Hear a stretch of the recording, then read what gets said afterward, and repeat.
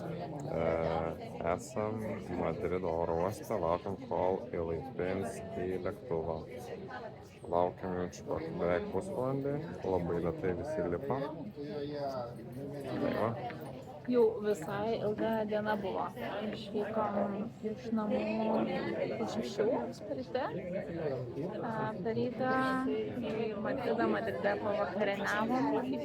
Vykom iš oro uosto į miestą kelioms valandoms, tiesiog pratempti laiką greičiau. Ir tą dieną gerai. Ja, iš manęs atėmė palapinės paliukus. Patikra oro uostą, tai dabar reiks ieškoti palapinės koliukų, bet šiaip kol kas viskas sėkmingai, skrydžiai galvoja. Trečia diena, ruošiamės rytiniai kelionį į Songatės regioną.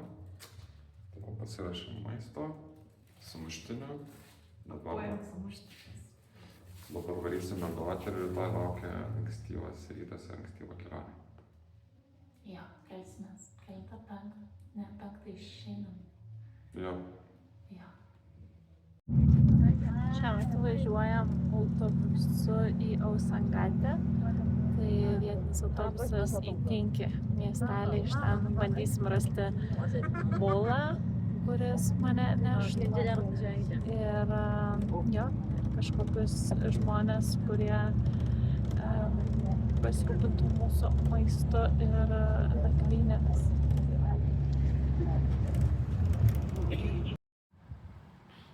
Atvykom į Počantą ir aklimatizuojamės. Čia matote vietinį šunį, kuris mus lydi nemokamai. Ir ten yra lamų. Ir mes esam 4 km 300 metrų aukštyje, tai visai jaučiasi. Čia paėjom kokius 300-400 metrų, tai jau trūksta oro. Tai va.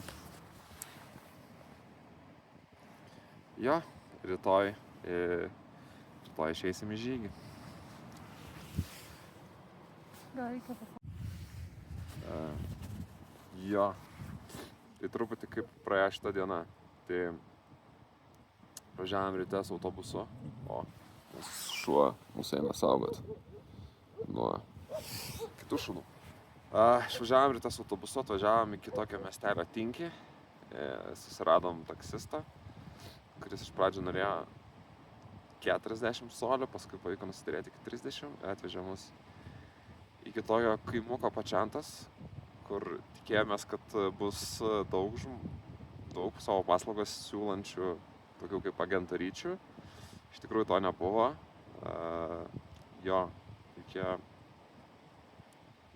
Reikėjo patiem ieškoti, eiti ir klausinėti, ar kas nors galėtų mums išnuomoti arklius su gidu. Radom vieną vaikinuką, jisai sakė paklaus kažko, tai tada mes išėjom pasivaikščioti, radom. Jis kalbėjo angliškai, kas buvo labai faina. Radom kitą vyruką, jisai kalbėjo tik ispaniškai, bet irgi kažkaip susiderinom. Tai tas ispaniškai kalbantis mums pasiūlė 2600 solių. Čia grubiai galima iš 4 padalinti ir gausis plius minus tiek eurų. Ir tada grįžom atgal po savo pirmąjį vyruką ir jis pasiūlė už 1800 solių. Tai kainos labai skiriasi. Nu, tai čia aišku mes ir labai stebuklingai nesiderėjom, bet kai nuėjom į vieną. Bet renkamės iš 2. Jo, bet renkamės iš 2 ir ta antra kaina atrodė ženkliai geresnė. Tai kaip ir ją imsim. Dar įdomus dalykas, kad šiandien sumokėjom pinigus visus. Padavėm žmogui, kurį matėm 2 minutės.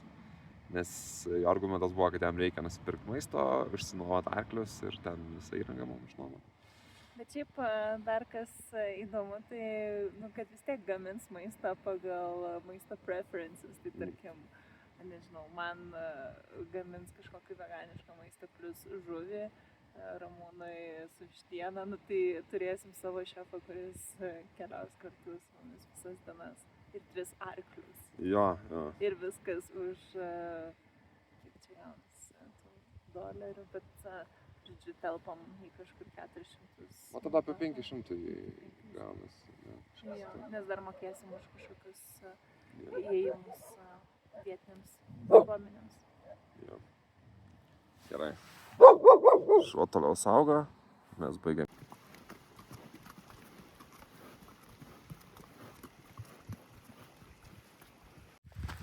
Tolumoj, matas Justina joja ant arklio. Mes esam 5 kg šiam metrų aukštį. Žiauriai trūksta oro. Sninga. Sninga tai nėra problema, bet oro tai nevaikiškai trūksta. Bet, kaip suprantate, čia yra aukščiausia vieta. Dabar mes leisimės kokį pusę kilo. Tai galbūt šiek tiek daugiau. Pasakau, kaip sekėsi? Kaip sekėsi. Šiandien pradėjom Usankatė treką. 4 dienas iš viso eisim. Tai šiandien buvo pradžia. Atsikėlėm, Ramūnas vis dar turėjo gan stiprų altitude sickness. Tai gerai, kad ten to visiškai kaimelio per žmonės susiradom vaistų, tai leido mums pradėti taip gan stabiliai pačią kelionę. Ja, turim 3 arklius, vienas nešė mane apie pusę, gal šiek tiek net daugiau kelio, bet tai dabar jau pasiekėm savo nakvynės vietą, šiaip neatsimenu kaip vadinasi. Aš irgi neatsimenu. Tiesiog valgom popkornus, nes išspragino popkornų mums šitoj vietoj. Turim savo asmeninį šefą. Kas gerai jaučiasi, tai šuo. Esam perėjai 5 kg 200 metrų. Čia mūsų atsargos ir maistas. Ten Justina nulipo nuo arklio ir ateina. Šiandien tikrai labai sunku.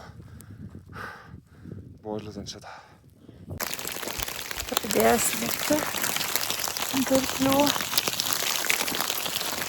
Dedam apsaugas.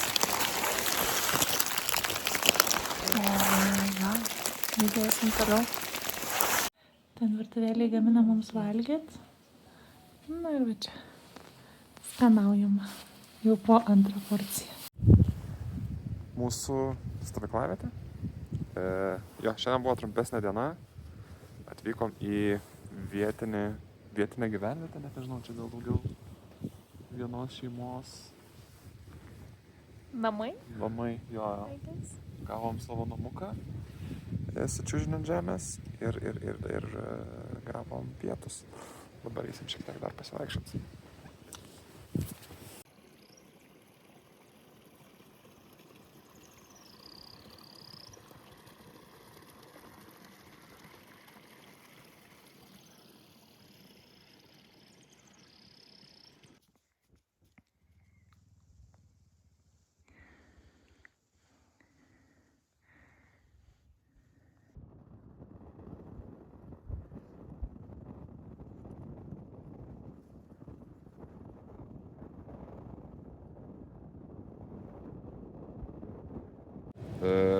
Taip atrodo vietinio kaimelio termovane, kurioje ką tik išsimaudėm.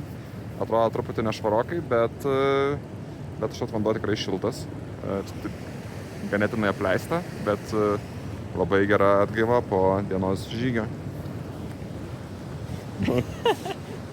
Tai va, nusimaudėm, dabar varysim pavakariniaut. Yes. Po ilgos dienos valgom vietiniam turgui. Užsisakėm šitą patiekalą.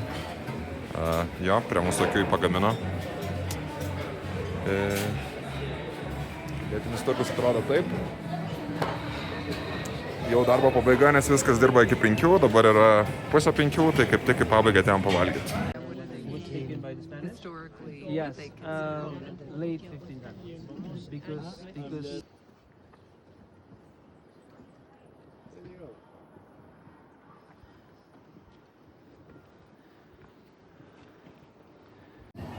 Jau. Ar verta varyti Machu Picchu? Verta šiaip. Aš manau, kad verta. Jeigu esi Peru. skristi iš Lietuvos tik dėl Machu Picchu, tai jaučiu nelabai verta. Bet šiaip visai nustebino pačios uolos, kokios jos pačios ir atrodo, kaip tenais tas miestas buvo įkurtas ir kaip precisely viskas sudėta ir paruošta. Jo. O dar ką nors noriu pasakyti? Dabar va, geriam kavytę. Jo. Nes vis dar bent jau aš tai kažkaip sunkiai kvėpuoju aukštam altitude. Tai vis dar kažkur yra tokio pridusimo. Bet varom šiandien į hidroelektriką ir paskui į kavos ir kakavos fermą.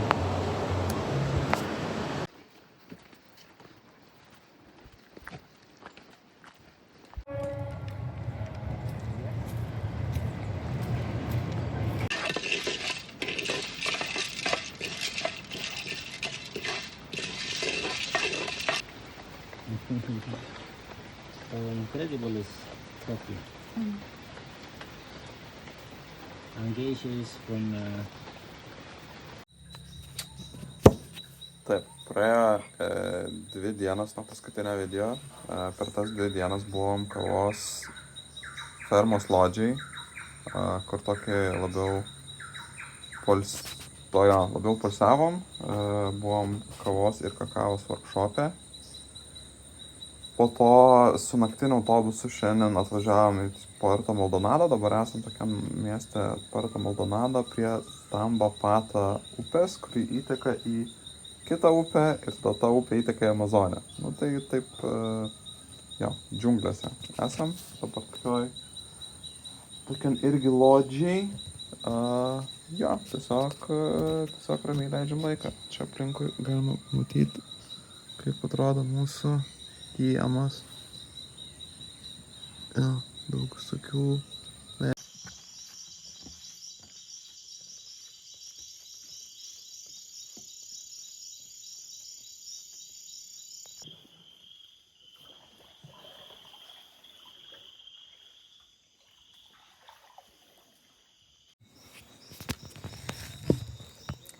Atsikėlėm žemosiose džiunglėse, netoli Puerto Maldonado, apsistoję esam tokioj lodžiai pas vietinę šeimą, tai naktį visą pralyjo, buvo thunderstorm, audra.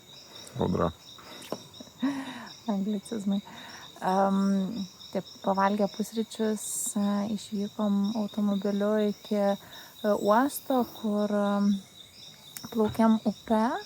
Ir tada mus pasitikęs gidas vedė džiunglėmis 3 kilometrus, iki kol priėjom prie tokio intako į ežerą ir su valtimi šiek tiek plaukdami link ežero pasiekėm ežerą. Ką tik turėjom savo pietus iš tokių palmės lapų, bet pati, ko gero, įdomiausia dalis yra šiandien visa augmenija ir visa gyvūnija, kurią matom. Tai matėm ir kaimanus, ir tarantulas, begalė skirtingų paukščių rūšių, nuodingas skruzdės, beždžionių kelias skirtingas rūšis. Jo. Tai kol kas visus lūkesčius perspjauna šitą kelionę ir kol kas neatrodo, kad labai turistinė šita vieta. Tai dabar pietus valgiam tokios vietinės šeimos sode, kur jie būtent paruošia kavą ir už 5 solės įsigiję kavos, čia ilsimės. Ar geras rekepas? Geras.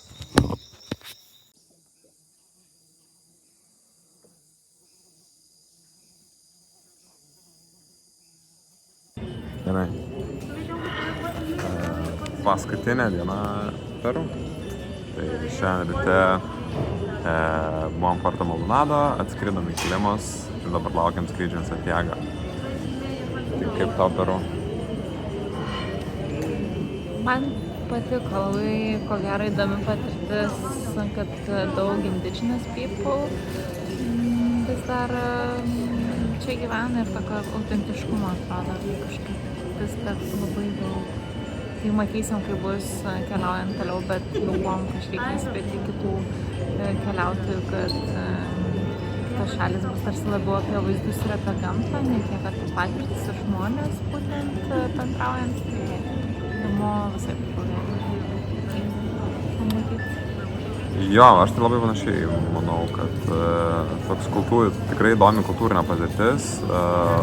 Šiaip visai skurdi šalis, bet iš to, nežinau, aišku gaila, bet iš to tokių keliaujant daug galimybių. Galėjom tikrai fainose vietose nakvoti arba įdomiose vietose valgyti ir panašiai. Jo, ir žmonės šiaip gan šiltai bendrauja ir jeigu kažką tai bando padėti. Jo, tikrai jautėme saugiai visą laiką ir kažkaip labai laukiami ir mylimi. Jo, šiaip prieš kelionę kažkaip atrodė Čilė pavojingesnė šalis negu, Čilės, Peru atrodė pavojingesnė šalis negu kai esi čia, tai visai atrodo, visai saugiai jautiesi. Tai manau, kad visai verta aplankyti.